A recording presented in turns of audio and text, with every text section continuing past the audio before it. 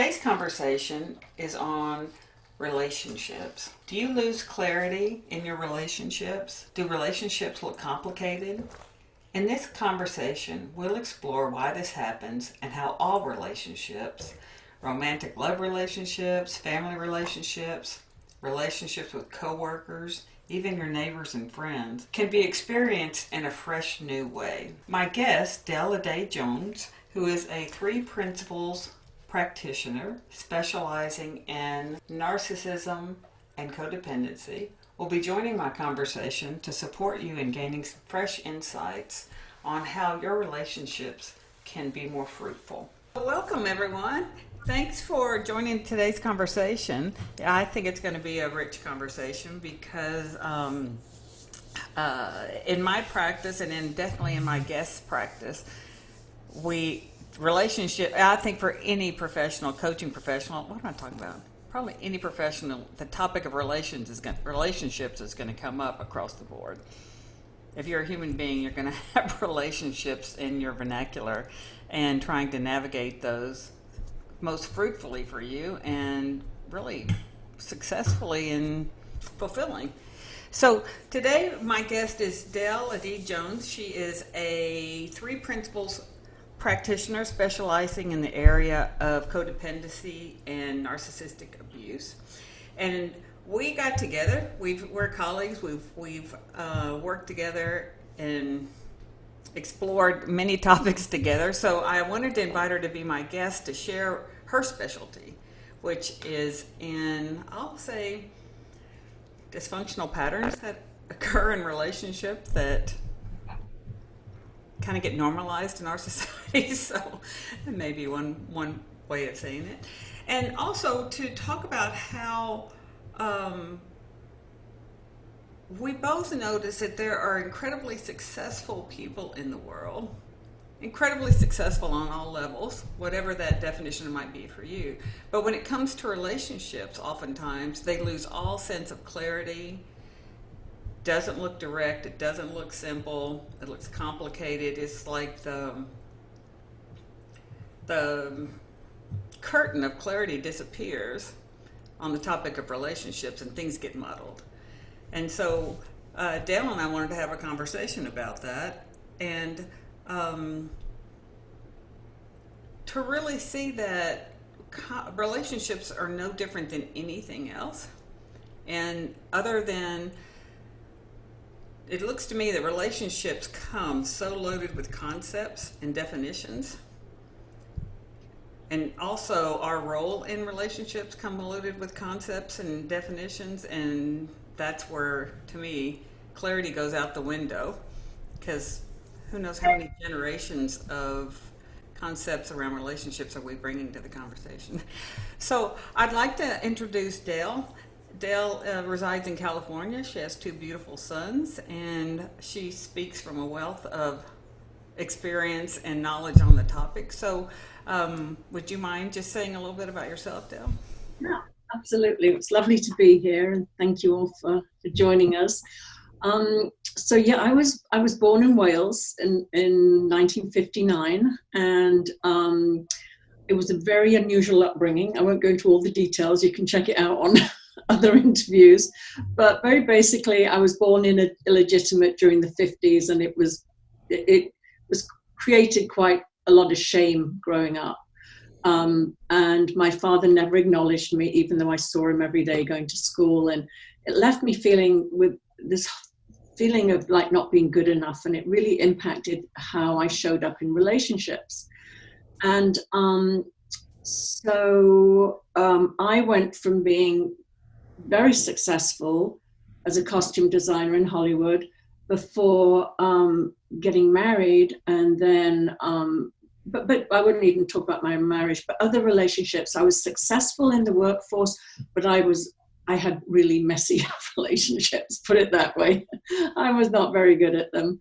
So as I said, about 5 years ago was when I'd heard about the principles in 2009, but it was 5 years ago where I really came across them, and it really set me free from my codependency. As I mentioned, I've been in therapy for 30 years trying to figure out why I was having these disastrous relationships, or having conflict at least. And definitely helped me, but it didn't give me the freedom I was looking for. So that's why I absolutely am passionate about sharing this understanding with people that are challenged. As Cherie said, they're highly successful in other areas of their life, but relationships just seem to be the blind spot. So I've just jotted down here, I'm going to cheat, I've got my little list here, I just want to keep myself on track. Some of the most common reasons why we lose ourselves in a relationship.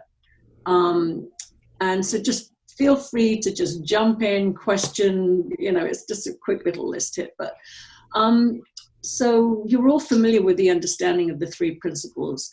But what most of us don't understand, if we don't understand this understanding, is that our feelings come via our thinking. So we feel the effects of our thinking. Most of us feel that we are feeling the effects of the person we're in a relationship with. Now, whether that's your partner, your boss, your parent, your child, or whoever. And we often get frustrated and with these people in our lives because we feel that they're making us angry, they're making us upset. And it can even also be that, they're making us feel love towards them, which sometimes, in an unhealthy relationship, you don't leave because you're like, but this is my source of love.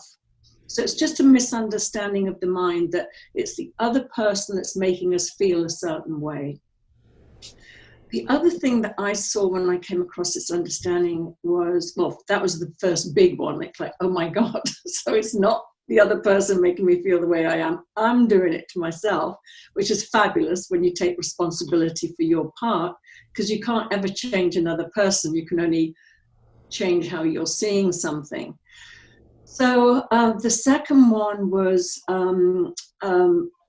really, I'd heard it for years. I was in every spiritual practice, we're all born equal, we're all created equal. And it was like, yeah, not me. You don't understand. I came in broken. I shouldn't even be here. But for some reason, I saw it when I saw the principles. I saw it in a different way. I really felt it on the inside. I knew that, I was equal to everybody else. And I didn't need to look to other people for validation. And again, whether it was from my partner, my boss, or whoever, I was okay inside. And then with that neutrality, when you're in a relationship with somebody, when you're sort of like differentiated and standing solid in the grounding of who you are, and there's not that neediness and the neediness for somebody else to be a certain way and give you the compliments and support you, and that becomes like that. So it really helped me go, oh my God, okay. And I really stood in the truth of who I was. Wasn't bending myself into a pretzel. That was the other thing. I was a lifelong people pleaser. If I negate my own needs, then you'll love me, then you'll like me, then you won't abandon me. And that's big, you lose yourself right there. When you there's nothing wrong with being a really lovely, caring person, but when it's all about people pleasing and negating your own needs to get that validation, then it starts getting messy. And Del, just to interject during that part, so many clients are, I'll say, looking for love via online sites and such, and so they are in any way of meeting someone. And I hear it to my clients so oftentimes that they write a profile, not so much from the truth of who they are, from the wholeness of who they are, but they write a profile more like a marketing ad to make it match the market, so to speak. Yeah. Oh, that's so funny to say that, because my next one is be yourself. I mean, please just show up. I have a friend, she's so funny. She's a very strong personality, and she said, I'm Marmite. You either like me or you don't, but you know what you're getting, and I love that phrase because it really is. It's just be yourself. There's nothing worse than creating a false self that you think somebody else is going to like. It's exhausting keeping that up.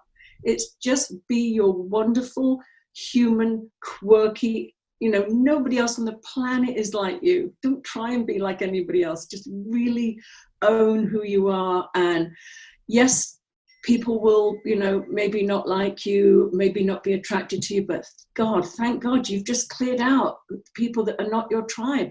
Or why are you wasting your time? It's their right to just not go, you're not my cup of tea, But it's so important. And I'm going to interject here. When I divorced 10 years ago, I went on a dating site, and I separated 13 years ago, but the first year I took off because I knew that I needed to sort myself out and not be in a relationship and figure out what I was doing to attract unhealthy relationships. But when I started dating, I started to see that, I really got a sense of like you say, Cherie, those ads that, or rather the ad is an ad, basically, but the profiles that are, I could sense the fakeness behind them. And I've been in a relationship now with my partner for the last 10 years. And it was something about the honesty of his profile. And it said, finally, after all these years, my ex-wife and I get on. And I just thought, that's the truth, It felt truthful. It was like, as opposed to, I love to drive up PCH with my convertible and, pictures of people posing outside flashy cars and big houses. And it was like, I could just feel it wasn't authentic. And, my boyfriend is amazing. He's an incredible human being, and he is who he is. And you know what you're getting with him always. So you can tell that you'll get a fine-tuned ear to the ones that are not their truthful selves. The other big one for me, because even after I divorced, I was still going to therapy every week, going, I don't understand how this could be happening. I can't, and I might as well have stayed married. I was, for all intents and purposes, I was still emotionally like that. And when I understood separate realities and really understood it, that any behavior that my partner had engaged in, whatever, affairs, things like that, had nothing to do with me. They were just, he was just acting out, or any of those old relationships were acting out a behavior based on the thinking or the feeling they were having from their thinking. That was it. It didn't mean that I was worthless, that I wasn't good enough, and I wasn't this, and I wasn't that. It just meant that they live in a separate reality. Now, I will own, during my marriage, I used to see the real world out there, and I would find it sort of outrageous that you couldn't see the same world I was seeing and would behave in a certain way. Now, I know that I see my world through my separate reality, and there is a world of form out there. I do believe there is, and I do believe we're impacted by it. But we all walk around in our own thought-created bubble. And to expect somebody else to see what I'm seeing exactly the same way, just was outrageous, quite honestly. And now, because I know that so well, I just don't have that expectation from anybody, even my children. It's just like, hey, you see it your way, I see it mine. But it hit me at a deeper level. It wasn't just like, I understood people had different perspectives, but I still thought it was a different perspective on the same reality. And when I realized there's a subtle difference there, we live in this separate reality. So that was massive for me in helping the quality of my relationships. And then also going back to that sort of, even if somebody is behaving in a certain way that is hurtful or painful, just understanding the psychological innocence of everybody. We're all doing the best we can with the thinking we have in that moment. And And just because you can see that, but what can happen if somebody is behaving in a way that's unacceptable to you in a relationship, you don't have to stick around and say, well, they're all psychologically innocent, I should give them a pass. It's like, no, you can completely be okay with, you can see their innocence, but you can just say, I don't want to be in this environment. This doesn't feel good to me. So you can leave an environment with a much, you don't have to have all the sort of reasons of why they're so bad and this is why you're leaving and or whatever, or this is why I'm not tolerating it. You can just say, you know what, I see your psychological innocence, but it's not working for me. And you can just separate with neutrality, which is incredible. And then maintaining healthy boundaries, it's an extension of that. It's the same thing. It's like, we basically teach other people how to treat us. And if you have a healthy boundary and somebody violates that boundary or keeps pushing it, and you allow that to happen, I see this in a lot of relationships, or you make a threat that you don't follow through on, like, if you do this again, I'm leaving, and then you don't, or whatever it is. It's you maintain the boundary, but set a consequence that you're going to follow through on. And this is especially with children. Sometimes parents get very emotional and they overreact to a boundary issue, and then they feel bad, and it's like, oh, I've said too much. I didn't really mean it. It wasn't that bad. All you've done is to teach them that you've got really weak boundaries. So again, it's just sort of know what's acceptable and what's not, and know that. And again, it can be with your partner, it could be with your boss or your parent or whatever. It's, I have clients that, have narcissistic parents that are aging right now. And they've even had their parent move back in with them. And they're like, oh my God, I'm going through my childhood again. And it's like, how to set a loving boundary that you can't change the other person, but you can remove yourself. So, and then the other one is, when we see our own resilience and our own well-being, when we see it in ourselves, we don't, put up with unhealthy situations. We know we're strong enough to leave. A lot of people stay in relationships because they have this misunderstanding that their strength and their security comes from being in that relationship. Now, when they know that we have resilience, we can, I used to live in a massive, giant, great big mansion over the Pacific Ocean, tennis court, swimming pool, everything. All went in the divorce. I live in a mobile home, which is lovely, and I'm very happy here, and I'm totally fine. Now, if you told me 13 years ago that that's what my life was going to be, I probably would have been very afraid and compromised my situation to not, lose what I would have considered my material security. So just knowing that that's always within you, and life's just a fabulous wild ride, and just enjoy it. I always say I've had the privilege of seeing Malibu from a mansion to a mobile home and everything in between. And it just makes life interesting, But Dale, at that point I've heard it from both male clients and female clients that not only do they feel, it's not always, I'll say their source of good is in their partner. They really feel like their connection to their higher intelligence is via their partner. Their financial well-being is attached, their resourcefulness is attached to their partner. Like, so many things that they do not see they possess within themselves, but they do see these qualities, these abilities in their partner, but they don't understand that they are of the same ingredients. You know what? Forfeit so much on that. Yeah, you're reminding me of something I heard years and years ago, and it's like, if you said to some person in some indigenous tribe that had never seen, Western culture or anything, do you want a McDonald's? They just look at you and go, like, what are you talking about? And if we see something in somebody else, strength, wisdom, intelligence, is because we know it. We know it for ourselves. Otherwise, we couldn't identify it in somebody else. We wouldn't have the capacity to see it in another if we hadn't experienced it for ourselves.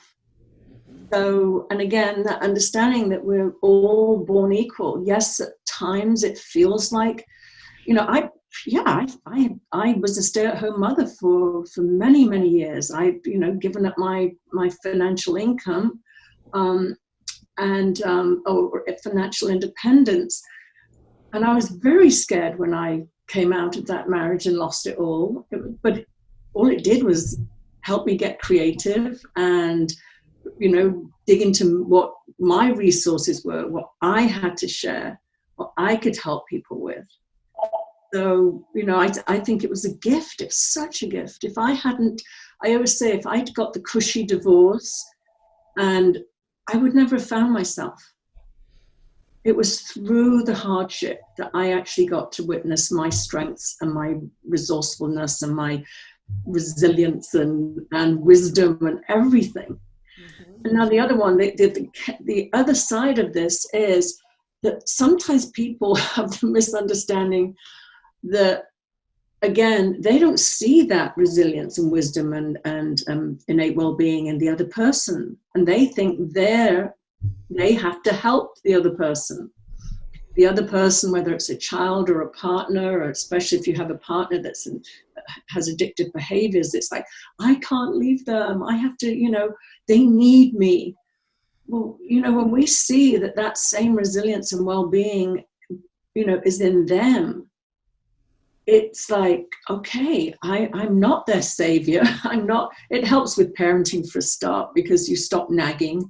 At a certain age, your children really get that, what your values are and what you believe is the right thing they should be doing. And after that, you just become sort of nagging, and they might resist or push back or rebel against it.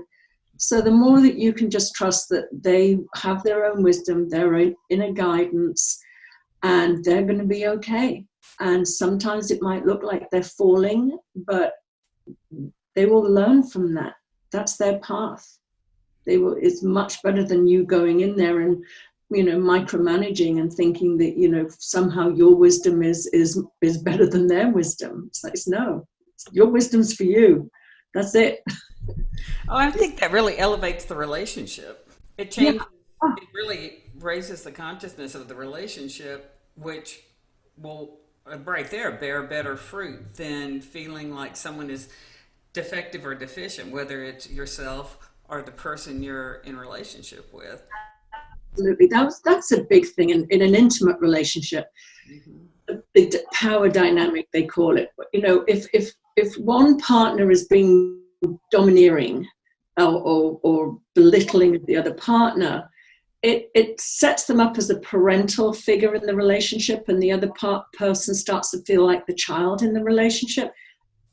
That's never going to work out. Nobody wants to be in a loving relationship with their parent or their child, and as in an intimate relationship. It's going to upset it. That's just does not work. And you can go the other way, but that's a big one. So yes, seeing each other as, perfectly healthy and whole with separate realities that sees the world differently, but there is that mutual respect there. That's and I love that you pointed that out. It's really important for a healthy relationship.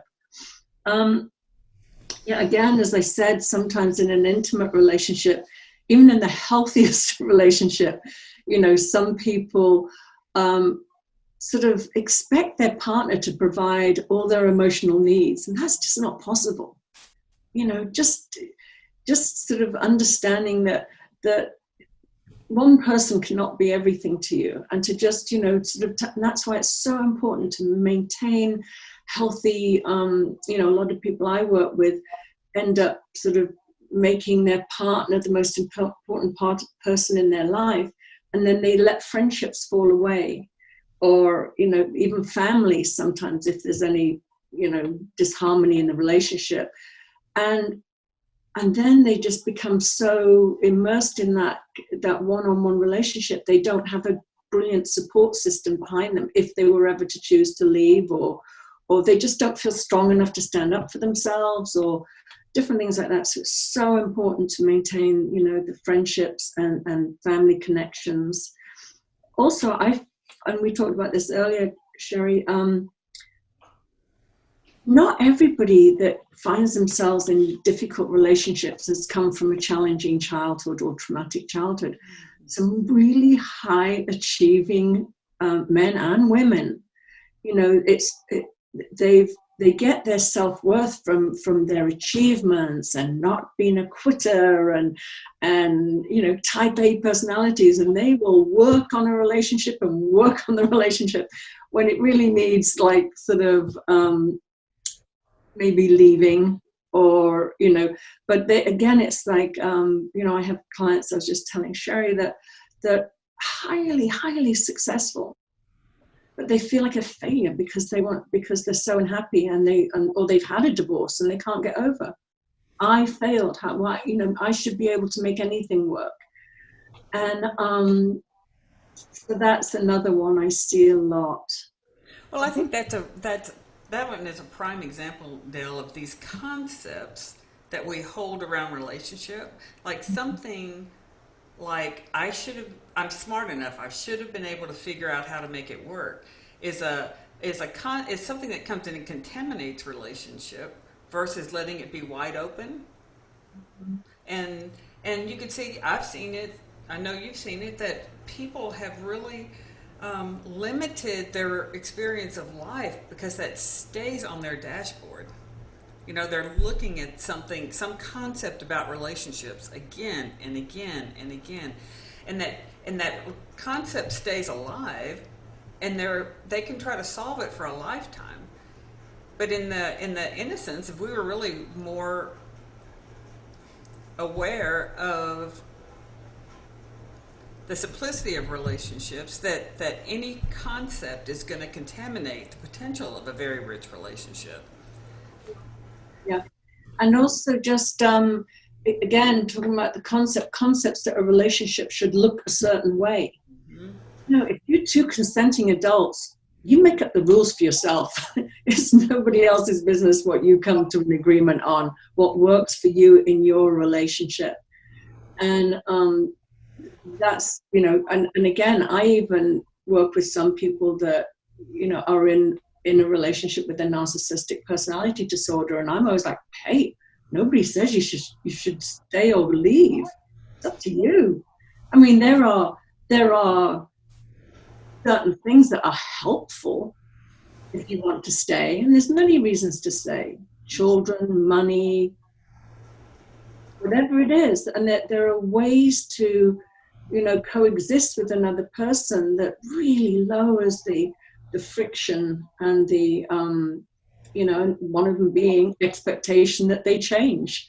You know, that's a massive one. There's another one in a relationship. We tend to believe that if the other person changes, we'll be happier. Or that they need to change for me to feel better. Well, exactly. That's another way of saying the exact same thing. Yeah. Yeah. I could be happier if they were different. It's like, exactly. Exactly. Yeah. Yeah. So, you know, I think I would just love to see if anybody has any questions, because we have lots of angles of this to look at and talk about. But if anybody has any kind of question on their mind that they'd like to voice, we'd love to open the floor of possibilities. Does anybody have a question?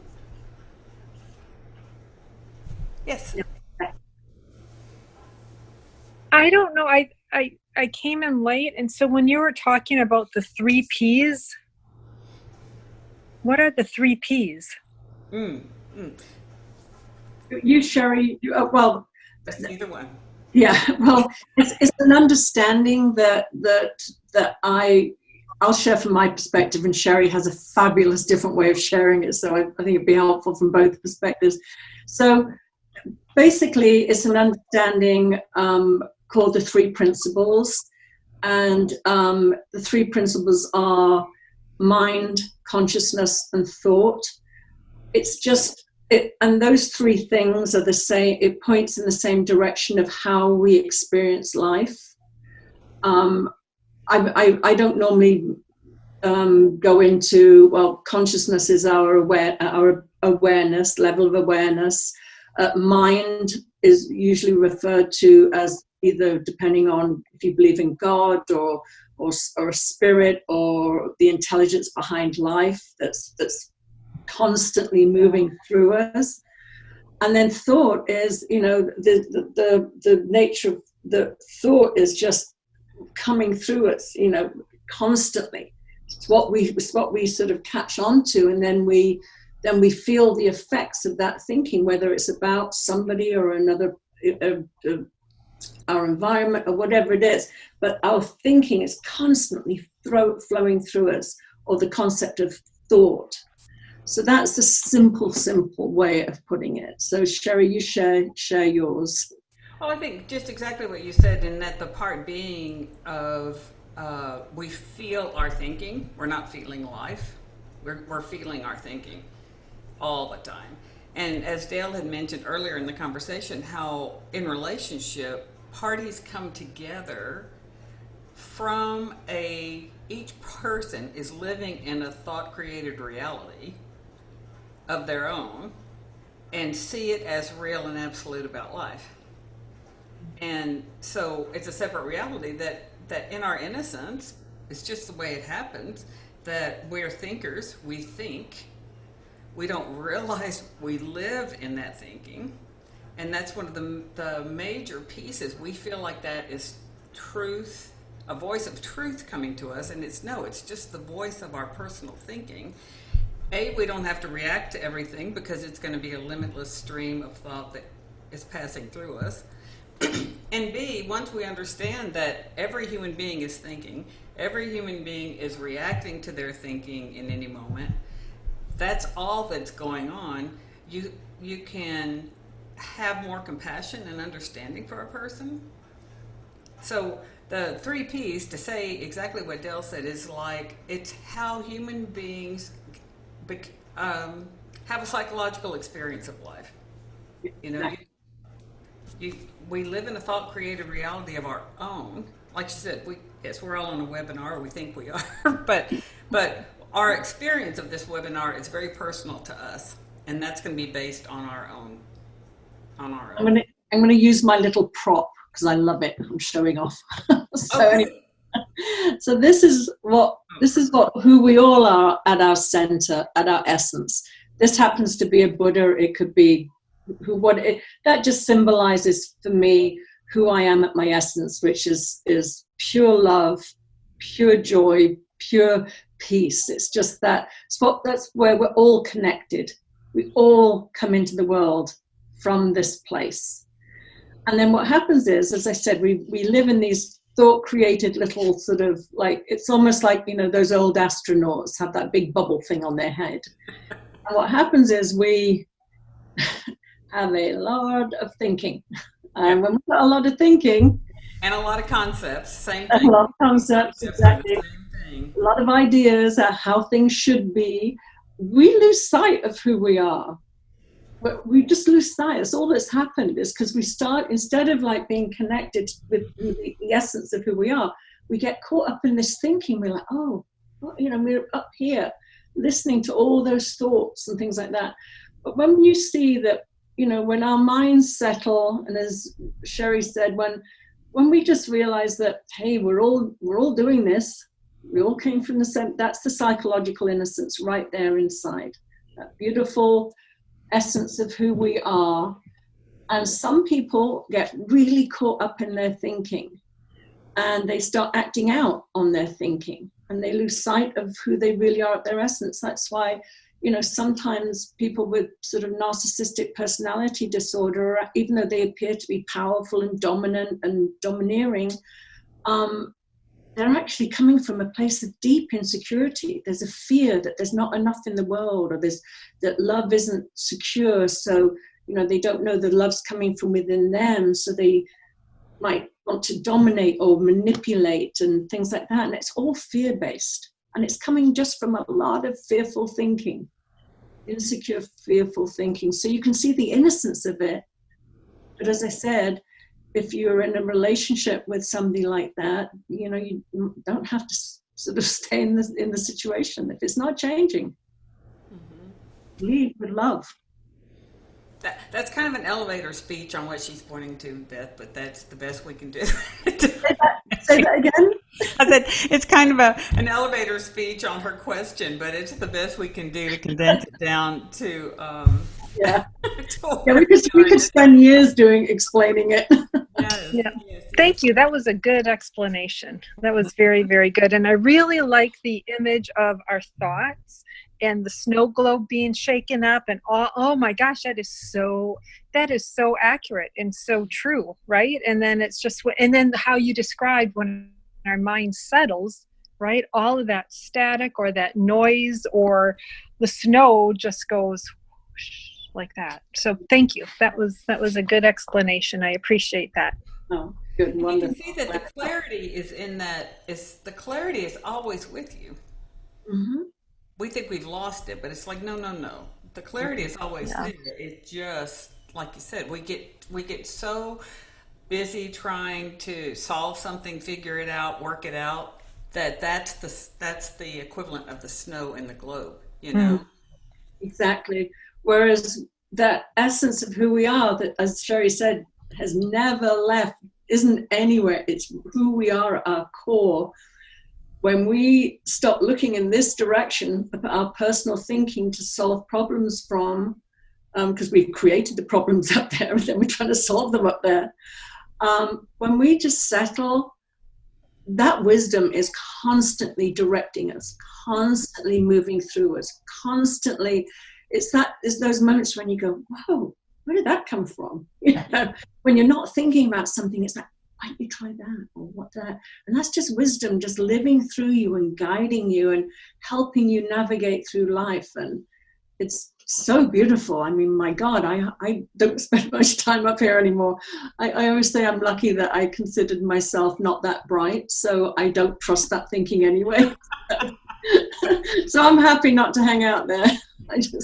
I rather come from a place of just being lived through and guided, and it feels brilliant. And Beth, I'll say it's that intelligence that is moving us through our life when we're not watching ourselves.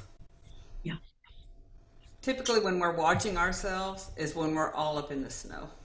Mm-hmm. Otherwise, we're being moved and lived all day long, making impacts, making choices, or we're just living life, and that is, to me, the purest demonstration of this intelligence moving us. Yeah. Exactly. It's what's beating our heart at night. It's what's making our lungs work. We think we innocently believe that we're doing it all. Well, somebody's taking over when we're asleep. So, yeah. Any other questions? So I have a question. Right. So, Del, it's nice to meet you. And I've been around the principals working with Cherie for a few years now. So this one thing that I still have such opportunity around is in regard to when people behave in less than pleasant ways, and I get stuck in this, like, it's just my thinking that is causing my sadness, or then it ends up making me feel like there's something wrong with me. yeah. And so I'm curious if you have a perspective on that, because like if somebody like it shows up like they're nice part of the time, and then they show up like they have this Dr. Jekyll, Mr. Hyde sort of personality, right? Mm-hmm. So then it's just like I said, I get caught up in, like, if I could think about this person different, maybe they wouldn't have the Dr. Jekyll, Mr. Hyde sort of personality. So do you have a perspective on that? Yes, big time. Mm-hmm. But I mean, that's mostly the work I do, and it's a whole separate conversation because it's a big conversation, and I do have a master's in spiritual psychology. So unlike some principals teachers, I do sort of understand the psychology of what can happen in a relationship like that. say you're with somebody that has that Jekyll and Hyde personality, there are actually things that happen within the brain chemistry that actually cause confusion. And I won't go into it here because it's a whole other subject. But often people that find themselves in that dynamic end up doubting themselves. And especially when they have an understanding of the principles, they're like, well, if I'm feeling my thinking, then if I could just change my thinking, I wouldn't be feeling this way. But, you know, my personal view is, like, I'll take my boyfriend right now, for example. He is as steady as a rock. I sometimes get very irritated with him. And I know that that is me, because he is the same day in, day out. He's not moody, he's not anything. So if I'm reactive, I know it's my thinking. I know I've just got whatever, I'm in a low mood, I'm whatever. Now, if somebody's behavior is dramatically different, Jekyll and Hyde, for example, I personally believe, and Cherie might disagree with me because I know some three principles teachers do, but Sydney Banks said that life is a contact sport. And I believe that if he said that, the way I interpret it is, there are some life events that do impact us. Now, how we choose to react to them are different. You know, when my mother passed away, I'm one of 7 children. We had 7 very different reactions. Now, you could say, well, your mother's passed away, it's going to make you feel this way. And I looked around, and I was like, wow, what a range of different reactions to my mother's passing. So I think when somebody's behavior is erratic like that, Jekyll and Hyde, I do believe it can impact us. And I think that's where it's important to not take things personally and to not sort of get into what's wrong with me, why are they acting like this?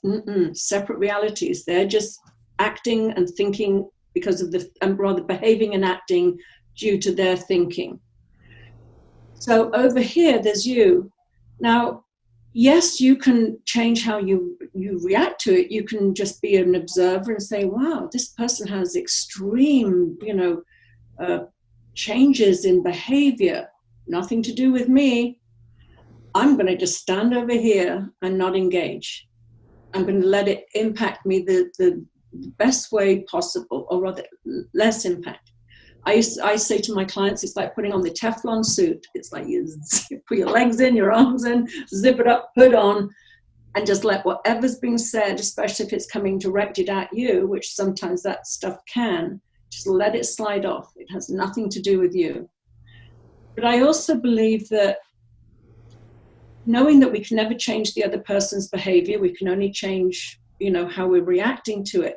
That might not be good enough for some people to just wear a Teflon suit.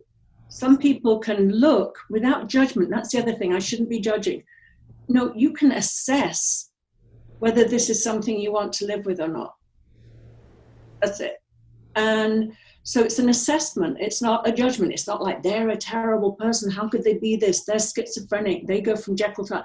You don't have to even go into all of that. You just simply like, okay, it's not me. They're in their separate reality. I feel, maybe I'm sensitive, and I feel the movement of energy going up and down. Am I comfortable with it? Can I live with it? Or do I want to be out of here? But I think, our feelings are informing us.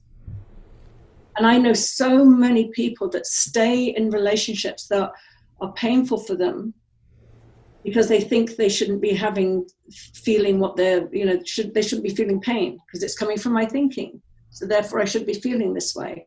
And I think that's where it can get very muddy in the 3 principles community. And that's why I love doing the work that I do, because I feel I really help people bring clarity to, and I call it, if somebody doesn't want to be in a situation anymore with the Jekyll and Hyde character, it's leave with love. But it's okay to stay there too. Just, Yeah, and I think there's another wave of like, okay, if the more grounded in understanding the truth of who we are as individuals, you know, I say if we have, again, we have less concepts on how people are supposed to be, and we have more goodwill toward this person. We don't have to like them, but we can have goodwill toward them as a human being. It could also be a space of having conversation, like, you know, like you even invite the conversation. Like, I don't know if can I share how I experienced you sometimes, and I don't know if you're aware that sometimes, the tone in your voice or your directive can be quite curt and direct, and I'm just saying that's my experience, and I don't know if you're aware of that, or even if you would care to know how I experience you sometimes. So I mean, but you have to have a receptive party who's willing to hear what you have to say, you know? If you can. I love that you said that, Cherie, because I think I went to the other, No, I think it's wide open. No, I think it is wide open. Yeah. And, some people with sort of Jekyll and Hyde personality traits, some people, it's just so innocent. And they're like, oh my God, I had no idea my moods were, I was emotionally vomiting everywhere. It could be simple as that. And then there's other people that refuse to look at it. And I was talking more about the people that refuse to look at it. But without a doubt, any healthy relationship, you'd have that conversation. You would just be curious. Again, be curious. It seems like you really feel things deeply that can take you from a place of peace to a place of, anger. I'm curious how that feels for you. So you can have the conversation from a very neutral place. But by no means are we suggesting tolerate anything that is abusive or not okay with you. Exactly. And I think that's why as I say, I'm so passionate, because I think, if we don't, sometimes people are in relationships that are, emotionally abusive. They don't have the scars or the bruises or the black eyes to say this is abuse, but it is emotionally abusive if somebody's not going to look at their behavior and not change it and feel entitled to behave that way and entitled to take it out on the other person. It's okay to call it what it is, which is an abusive relationship. And there are tools, like I said, to help people stay in them where they suffer less. But it's also everybody's right to just say, I'm going to live like this. It's okay. Okay, great. That was helpful. Thank you very much. Mm-hmm. Thank you. For the question. Mm-hmm. Yes, ma'am. All right. I'm not sure I understand how to be Teflon, because something about me has invited that person to my life, and I made some sort of choice to connect with them. So I don't really see it as, I think it brings a chance for me to self-evaluate. What has attracted whoever I am to a Jekyll and Hyde person? And therefore, it's not about them and nothing about me. I think I have to recognize that I kind of look at all relationships as being on a seesaw, where the fulcrum is what we think we're both invested in. And when one does this, the other can hardly find their balance. Or something. So whatever I do affects the other if we're both chosen to be in this fulcrum in the relationship. So it's a matter to me of this being an opportunity for more self-awareness about myself. Yeah. And Del, go ahead. No, it's brilliant. And I love that you brought the seesaw up, because I use that a lot. And again, I don't want to go too much diagnosing everybody. And again, in the principles, we don't diagnose. We're talking to a set of behaviors. Everybody, they're not their behavior, but there are some people that have a pretty set, behavior. And, often, if they have like a narcissistic personality behavior, some of that is the Jekyll and Hyde. It's the extremes of emotions. They can be abusive, and then they rescue, and then that's that cognizant dissonance that happens, and your brain gets scrambled, and you're like, well, hang on a minute, what's going on here? But what I always say, and what I had to do for myself is, when I found myself in my last narcissistic relationship, I was like, what have I done to get myself here? It's, I cannot keep blaming the other person. I'm doing something to attract this into my life. And that's why I took the time out to really, really heal that part of me. Now, having grown up with childhood trauma, I was, as I said, a people pleaser, always overgiving, always trying to sort of secure love by giving too much. So what often happens, that's called codependent behavior. So you've got the codependent over here, and then you've got somebody over here. Usually the Jekyll and Hyde characters can be quite selfish. They're, it's all about them, their needs, their wants. And what happens is, as you say, initially the attraction is you've got somebody that is an overgiver and somebody who's an overtaker, and it's the perfect fit. It's like, oh my God, and often codependents look at strong, powerful men or whatever as, you complete me, I need you. Jerry Maguire. Yeah, you've got something that I haven't got. I lack self-worth. You seem to have confidence. And so it's that great match. But what ends up happening is that seesaw, exactly as you said, you got that seesaw. Now you've got the under, the one that doesn't have that too much self-esteem or sense of entitlement. They keep giving and giving. It's like the seesaw goes down a bit there. And then up here is the person that has high self-esteem, high feelings of entitlement, high, me. So what has to happen, that type of relationship will be on that angle. And what needs to happen to have a healthy relationship is that person up here, the more selfish person, needs to lower their level of selfishness, and that person needs to heighten their level of entitlement. And that level of entitlement is not an unhealthy type entitlement, but it's that healthy sense of, I'm giving more than I can afford to give. I want a reciprocal relationship. I want it to be more equal. So they have to sort of raise their level of self-worth, and the person up here needs to calm down a bit with, feeling it's all about them. And then you have a healthy relationship. Now, not as Cherie said, it takes two. Some people don't want to change the dynamic, but if you are in a new relationship or out of a dysfunctional relationship that's painful like that has that dynamic, before entering into a new relationship, it's really important to go through the things I listed, like know that you're as important to anybody else, have healthy boundaries, understand separate reality, all of that stuff. So when you are healthier and you're not such a people pleaser where you end up negating all your own needs because you want to be liked by everybody, and you stand in the truth of who you are. A lot of people, like I grew up needless and wantless, because that's the only way I could, stay close to my mother, was to not have a need or a want. And I carried that in life, and then I'd get in a relationship with no needs and no wants. And then at one point I would try and change the dynamic and go, well, what about me? What about me? And they'd be like, well, what do you mean about you? You're needless and wantless. Don't go and change the rules on me.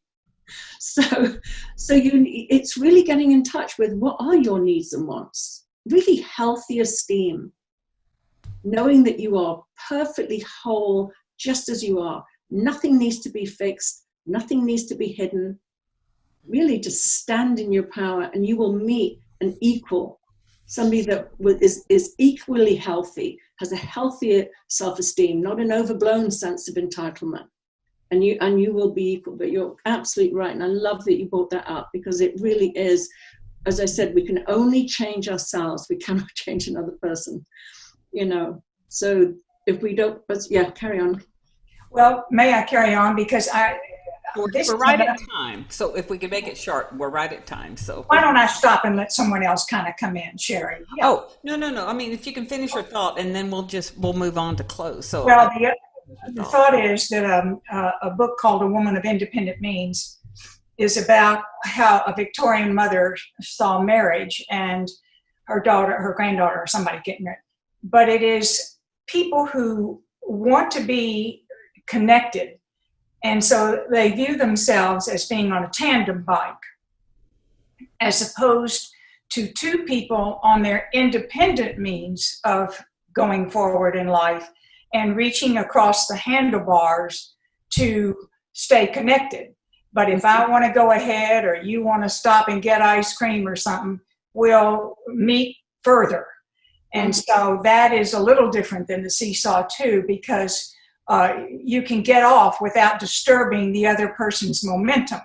Mm-hmm. Yeah, it's two interdependent people that come together and create a healthy interdependence. There's a big difference between that enmeshment where, you know, you're feeling each other and everything like that. So it's been, you know, we need each other in a healthy way. We want to be with each other. We're connecting people. That's what we do. Mm-hmm. Thank you. That's a beautiful analogy. So thank you all for coming to the conversation. I mean, I'm thrilled to have Dell as a guest. And Dell has a weekly show and podcast called Insightful Conversations. And that's at Adey-Jones.com. And no hyphens in the URL. So Dell and then Adey-Jones is hyphenated. So. But for your URL, is it hyphenated? Oh, no, sorry. It's all one word. Great. No spaces, no hyphens. Yeah. Great for the URL. And so I loved having this conversation with you, Dale. I loved everyone's participation and willingness to come into the conversation. And as always, if you have any other questions that we didn't address, send them to me. I can forward them to Dale, and we can share it back with you if you have something that you didn't get a chance to ask. Thank you for joining today's conversation, Losing Clarity in Relationships. I hope that you gained some understanding that for fresh relationships to be born, what's really helpful is to shed any concepts that we even have around relationships, to really give yourself the opportunity to see your own wholeness, see the wholeness in others, and also to really embrace your natural self. You don't need a better marketed version. How you are is real. How you are is enough to have a thriving, successful relationship. Thank you so much for tuning in, and I look forward to speaking with you on the next conversation.